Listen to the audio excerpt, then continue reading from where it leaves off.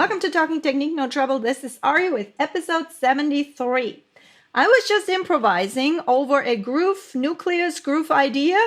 Pretty much the same rhythm with every bar, but how I finished up every single bar was quite different. I was using two concepts. I had two concepts in my mind that I was combining. And when you start combining those two concepts, there are some pretty cool opportunities for variations that present themselves, and I want to talk about those today. So let's get into it. Here's my groove nucleus. Or followed by a string of 16th notes. Now, one possibility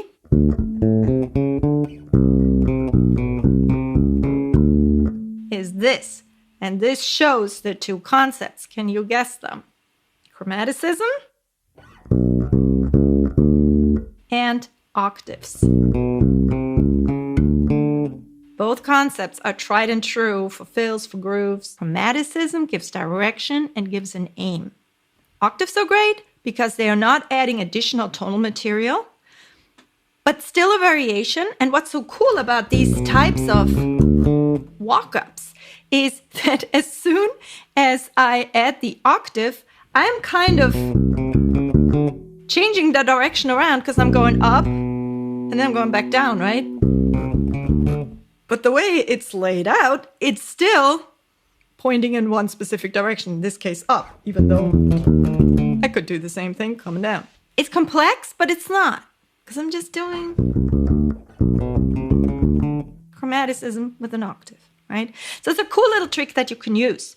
There are various ways how you can do that. For example, I can walk chromatically up in half steps.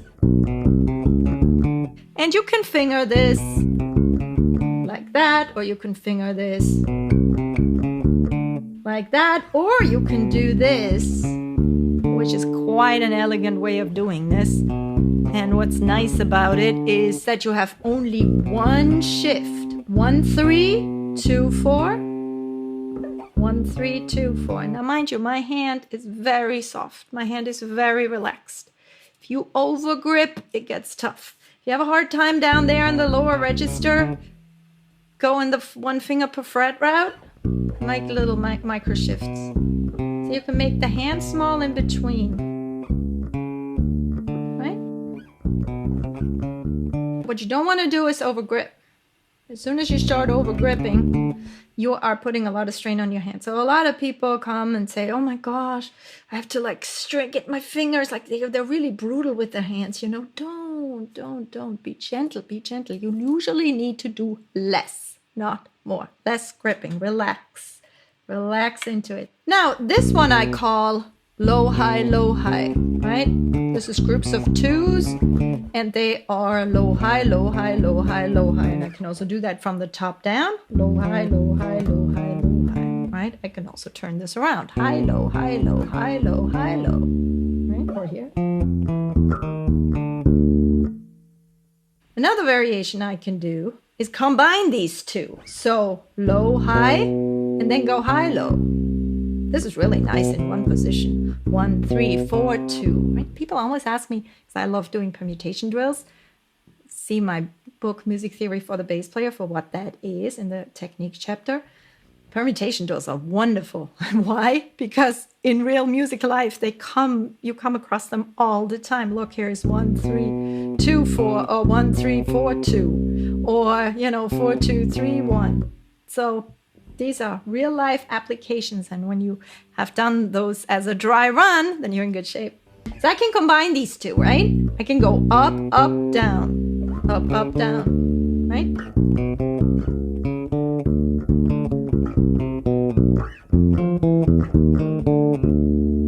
Or I can start on the top. Down, up, down, up, down, up, down, up. Down, up, down, up, or up, down. So this already gives you a whole bunch of options, right?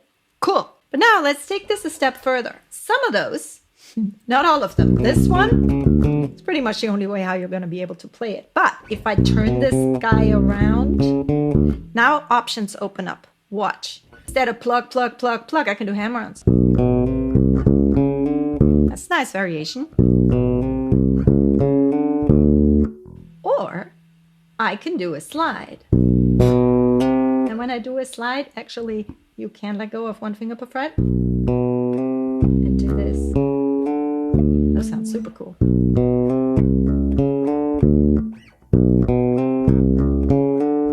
Right? Using hammer-ons as well as slides, you need to pre-plan your fingering. If I do something like,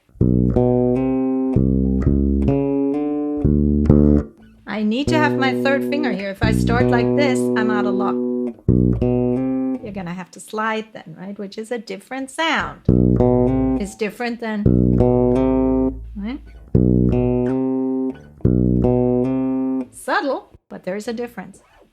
I'm gonna choose one of these figures I just showed you, and I am going to play it back to back. Plucked, with a hammer-on, and then with a slide.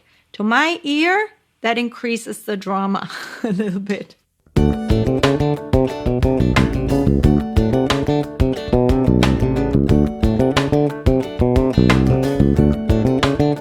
There are many ways how you can divvy up these octaves, but here's another one that's really cool.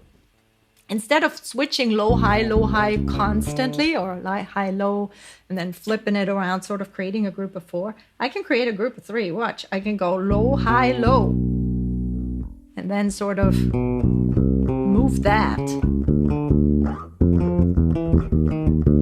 around, right? That's fun too, because it creates a grouping of 3 over 4. That's kind of cool. And I can also vary this by doing hammer-ons, slides, or just a plucked version.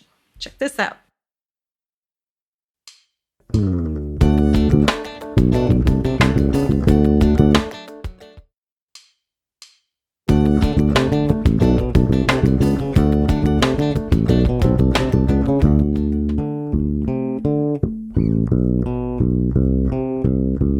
So this was plucked. If I now add hammer-ons, that changes my fingering.